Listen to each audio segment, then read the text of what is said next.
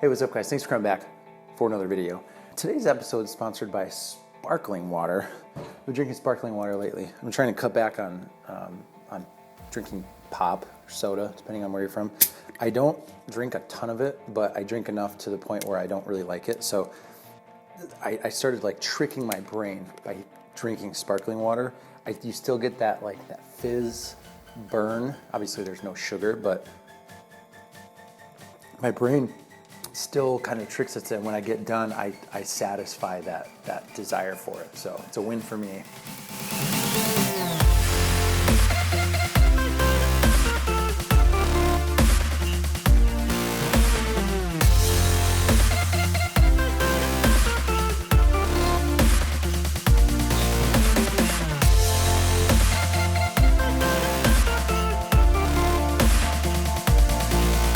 Today's date is December 12th, 2020. Earlier in the year, I think it was probably June or July, I saw this listed and it was $50, which this is crazy. This is one of the bigger style simplicities. You know, it sat, didn't run. Guy didn't really have too much information on it other than it was just wasn't operating.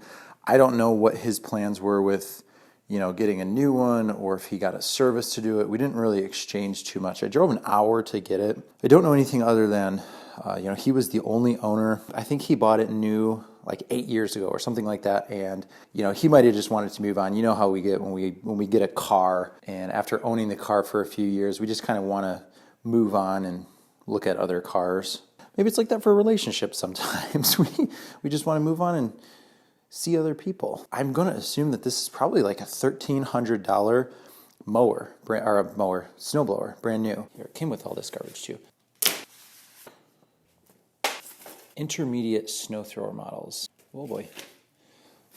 He has some, you know, service records, invoices, where he took it, what they had done to it. I really like when things like that, you know, the people have information on it, or they know, you know, kind of like the life history of it. That's pretty cool. So we'll actually use this. I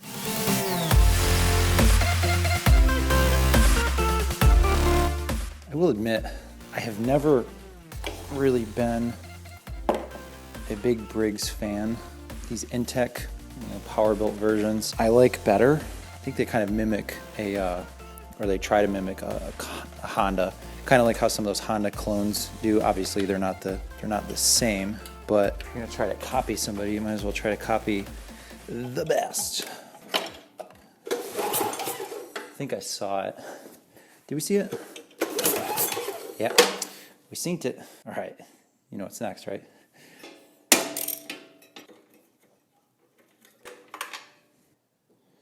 I mean, whatever, it doesn't look too bad. I for sure have seen way worse. It's not that bad.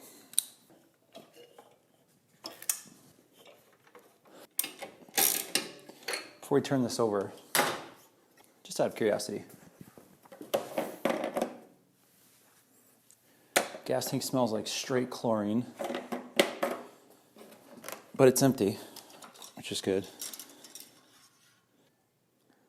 You can see it's just below full.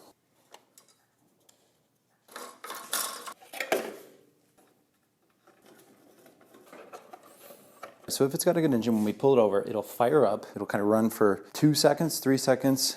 It'll run out of fuel in that spark plug hole. I'll show you two quick things too afterwards. If you're ever in this position where you have a used snowblower and you want to know more before the engine technically is running, I'll show you that in just a second. Also too, I love these swords that come with these. You know, when you buy it used, these almost 99 times out of 100 are not with it. Just, you know, kids grab them, they're playing sword fight, and it is very rare to have these, you know, married to the equipment for its whole life.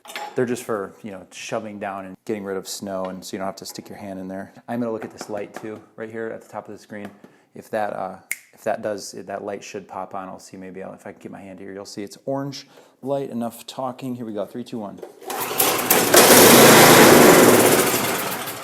Sounded pretty good. Here's what I'm talking about with the just checking to see if for some reason you want to know a little bit more about it before it's running. These two levers, they're both cable driven. 99 out of 100 snowblowers, this is going to be the case. What you have on one side, this is for the auger. This puts tension on that auger cable. Independent, it just kind of spins freely, right, until it's engaged. Same thing with on the other side. There is a disc, there's a belt that runs horizontally or vertically up and down outside of the engine. Underneath that cover, there should be a pulley, a crankshaft coming out of the engine. There should be a pulley, and underneath it, there's a pulley hooked to this drive disc at the bottom, right? They just spin freely all the time. They're just running. When you clamp that lever down up top, what it does, that drive, there's a friction disc that's pointing this way. The drive disc is pointing this way, so they're perpendicular. That drive disc is always spinning. As it's connected to the engine, like I just said. When you grab that lever down up there, that drive disc swings down and it contacts the perpendicular friction disc, and then when you engage it, it starts to spin that friction disc, because it's spinning and they rotate together.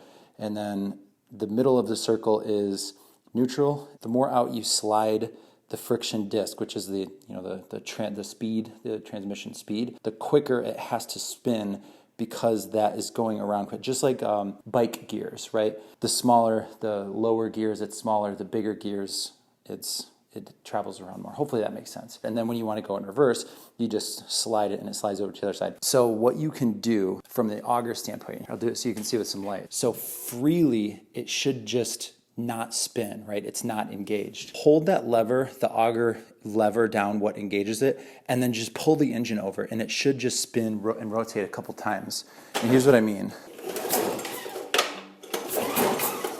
And then I just let off the lever, right? So it's just the engine spinning. As you can see, it's not spinning. It's going to help you avoid major transmission issues. Auger engagement issues if you can just do that very quickly. The other thing, how you can check the drive system. Here's how the drive system works. The unit should roll freely on its own. So just whatever. When you engage that drive disc to where they meet, and the drive disc is going to get engaged down to the friction disc, the unit should lock, right? Like it shouldn't move because those two discs are touching each other.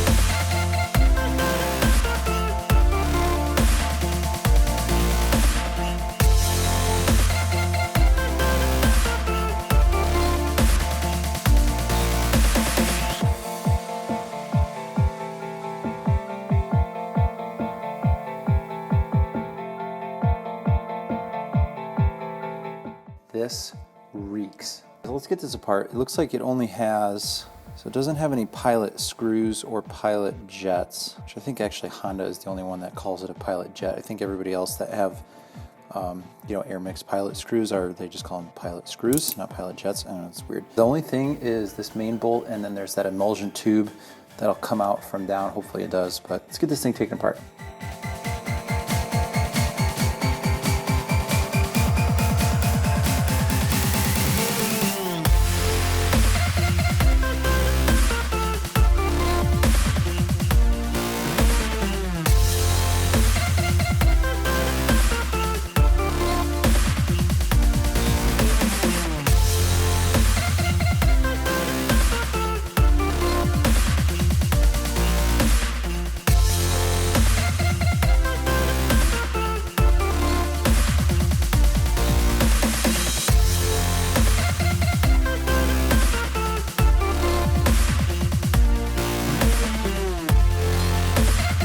All right guys, while that carburetor is cooking, I do want to get a little bit of fuel dumped down through that tank, out that fuel line, just to flush out whatever was lingering up in there. It shouldn't be anything, but the OCD in me can't not do it, if that makes sense. I set that carburetor for 15 minutes, so we should have a couple extra minutes after this is done to, just kind of kick back, drink some sparkling water. I totally forgot to check the electric start. So when I pulled it over, I used the recoil. So once we get that carb back on, when we fire it up, I will be sure to start it via that method.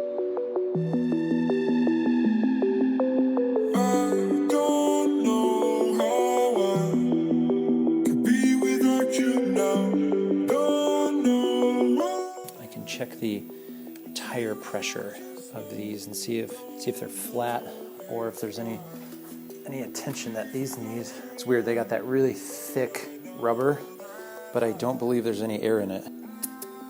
No, air naturally leaks out over time. It says 20 PSI. It says 15, can't really focus on it, but sorry about that. 15. That's about 20. All right, you guys, I got 20 PSI in that other side. That ultrasonic cleaner just went off. So let's get back to that.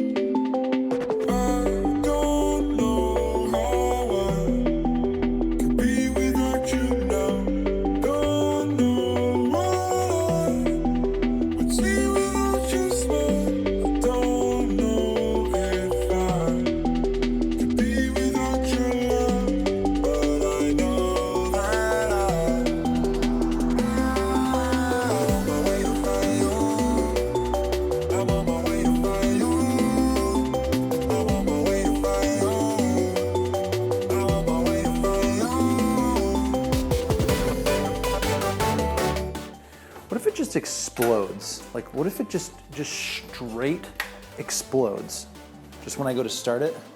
Okay, other side of the camera obviously, but we got the electric start here. I just want to see it, just a quick little whoop, and we'll see. Yep, all right, so that works.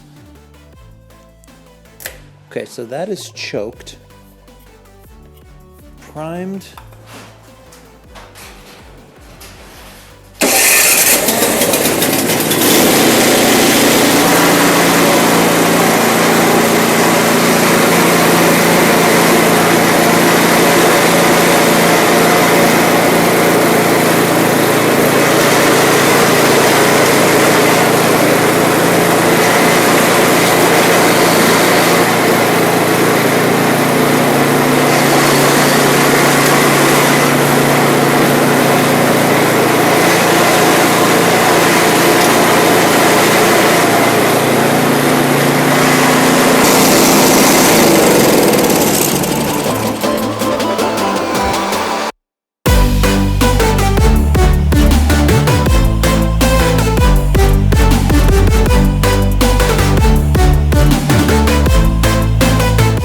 That engine run for, I don't know, maybe 5 minutes or 10 minutes or so.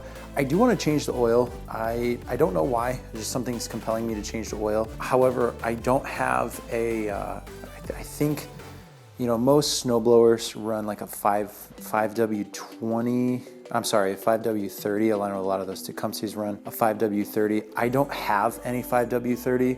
Well, I do. It's just conventional though. I want to put some nice synthetic stuff in there. So I will do that later. For right now, we'll just get that other oil drained out of there. The other thing too is, you see how this light, see how it's like, it's just kind of slouching down. It has this bolt right here. Let me focus.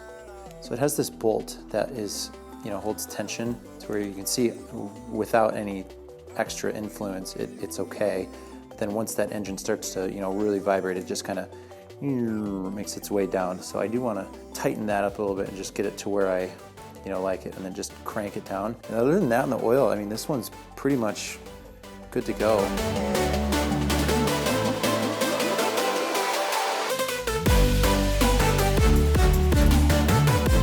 All right, guys, that's gonna do it for this one. There's not really any problems with this. Usually there is. If you liked the video, hit that thumbs up button. Follow me on social media at chrisxoutdoors, Facebook, Instagram, Snapchat, Twitter, whatever you got. Say hello. I'd love to hear what you guys are working on. If you want to see more content like this, hit that subscribe button. My stoic, self-indulgent face, the headshot that I have, that'll subscribe you to the channel. Everything we do, we find stuff that's not running, bring it back from the dead. You know, if you're into that kind of stuff, you'll really enjoy. Thank you again for being here, and I'll see you in the next one.